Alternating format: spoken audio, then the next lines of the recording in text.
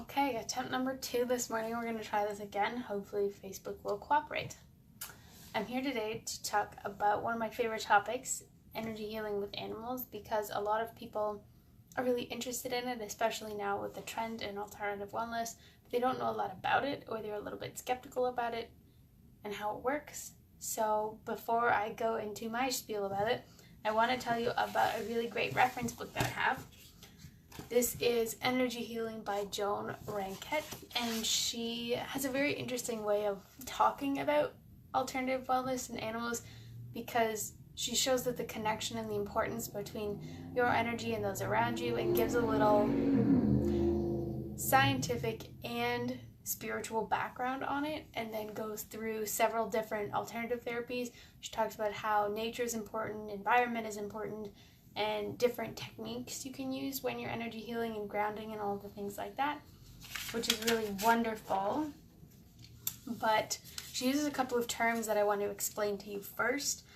The first is morphic resonance. So essentially, morphology is the system of how things appear and how it's shaped. So for example, the morphology of a bat's wing and a dolphin's fin, they're similar morphologically, but functionally they're very different. Hi, Huda. But they serve similar functions. So in terms of morphic resonance, Joan talks about the collective pattern of energies within a certain environment. So this contains all the activity, actions, and thoughts of all the beings in the space. So if you are the only human in the space, this means that you're responsible for the energy of the environment, and essentially your pets only live where you are. So if you're a fairly positive person and you're very happy, then usually your animals are very happy. But if you're very stressed out and your life is very busy, then sometimes the animals pick up on that and they live in the environment of stress. So we need to be very conscious of what energy we're bringing into the space. Here, Kaya lives in a house with 3 different people and 3 completely different schedules, two or three businesses, and everybody's kind of all over the place. But on the days that at least one of us is here, she's not by herself. But she does, when she gets a little overdone with us, she goes and has her quiet time somewhere else because she needs that space to kind of wind down and have her own nice peace and quiet. Actually, it was funny when we did an animal communication session with her for her birthday. The lady said, it's okay. She said that Kaya said that it was okay if we left her at home sometimes because she gets her nice little quiet time. So that was really funny.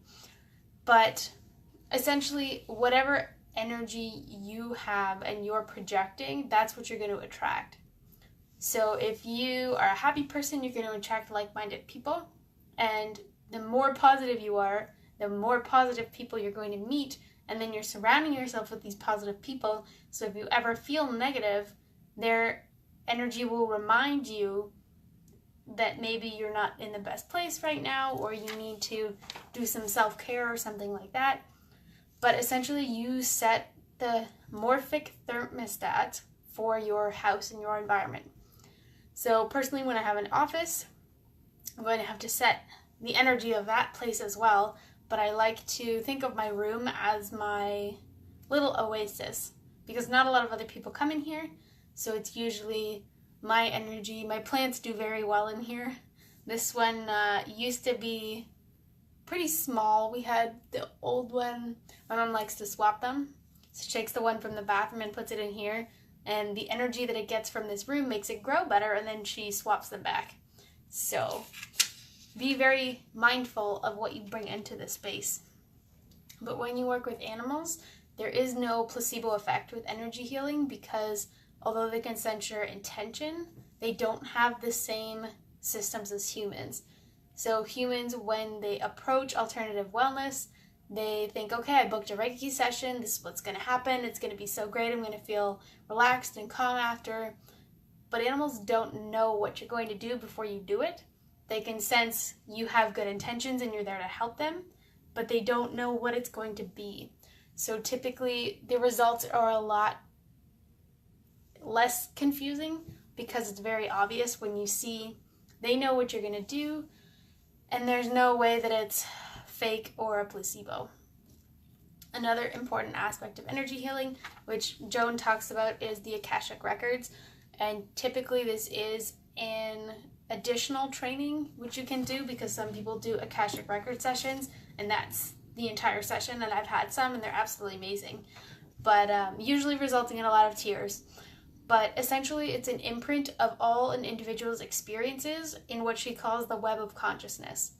So if you have something from a past life, or your animal has an experience from when they were really little, but the owner of the animal didn't have them then, so they don't know about that.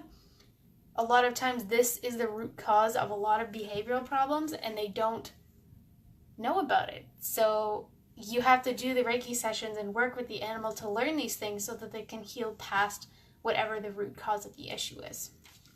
But essentially, your intention is everything.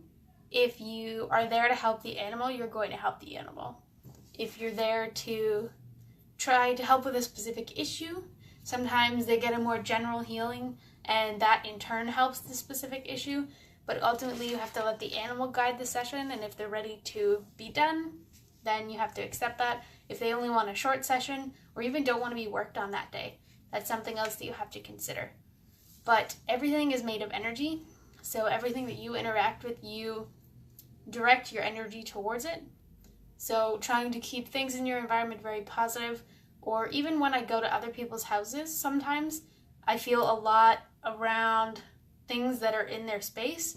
And there's some people's houses I don't like going to because the energy in the house is very negative. And I do protective and grounding exercises usually before I do energy work. Firstly, because I start picking up on the animal's uncomfortable behaviors. So if they are so stressed out that their stomach hurts and I don't do my protective grounding beforehand, I start the session and my stomach starts hurting, which distracts me. So if I don't do, I use a Reiki level 2 symbol, which I can't show you if you aren't Reiki 2 attuned. But another exercise that I do, I'm very energetically boosted by trees and nature.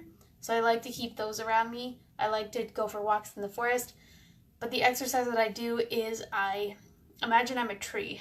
And this sounds kind of strange, but I feel my roots coming out of the bottom of my feet. Always keep your feet on the ground. Going down into the earth, and I feel very rooted, and then I feel myself kind of soaking up that earth energy, and that really, really helps with my sessions. And I have a lot of people tell me my aura is usually yellow or green because that's very earthy colors, but the most important thing is to ground and leave all your drama at the door. So if you're too busy thinking about errands that you have to do later that day, or your cousin that really upset you, or somebody said something that bothered you, and you walk into your house, your animals are immediately picking up on that negative vibe, and that's not going to help the energy. So when you start a session, I like to do the grounding exercises, and just, if I have a bunch of things I'm thinking about, I take a sticky note and write them all down and leave it in the car. So that when I go in, I say, okay, that's all handled. Now we're going to do this, and then I can worry about that. Because it keeps everything separate, and it allows me to not project anything negative in my life onto the animals.